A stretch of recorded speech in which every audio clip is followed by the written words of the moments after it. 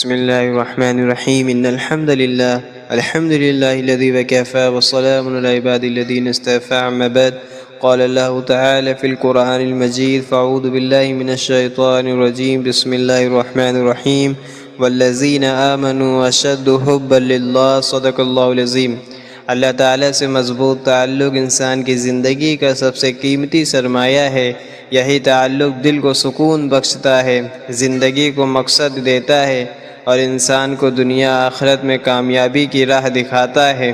جب بندہ اپنے رب سے جڑ جاتا ہے تو خوف، مایوسی اور بے چینی اس کے دل سے نکل جاتی ہے اور اس کی جگہ اطمینان، یقین اور امید لے لیتی ہیں۔ قرآن حدیث میں بار بار اللہ تعالیٰ سے تعلق مضبوط کرنے کی ترغیب دی گئی ہے۔ اللہ سے تعلق کی بنیاد ایمان ہے۔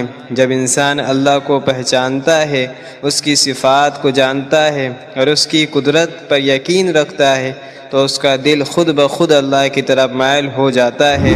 قرآن مجید میں اللہ تعالیٰ فرماتا ہے والذین آمنوا اشد حبا للہ، اور ایمان والے اللہ سے سب سے زیادہ محبت کرتے ہیں۔ اللہ کی محبت ایمان کو مضبوط کرتی ہے اور ایمان اللہ سے تعلق کو گہرا کرتا ہے، اس لیے اللہ کی معرفت حاصل کرنا نہایت ضروری ہے۔ نماز اللہ سے براہ راست ملاقات کا ذریعہ ہے۔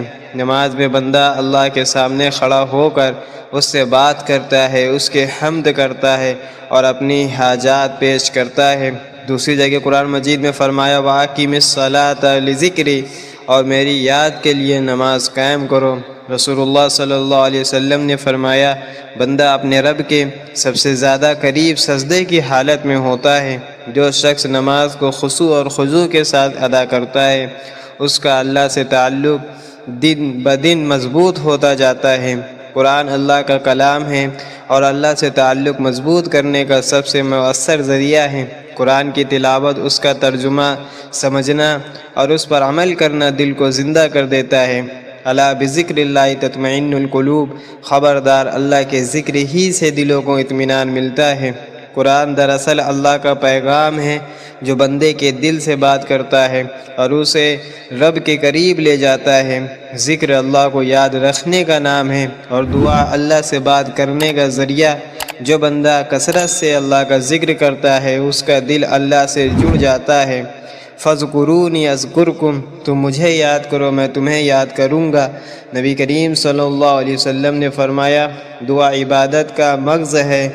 دعا میں بندہ اپنی کمزوریوں کا اعتراف کر کے اللہ سے مدد مانگتا ہے جو تعلق کو مزید مضبوط کر دیتی ہے۔ گناہ اللہ سے تعلق کو کمزور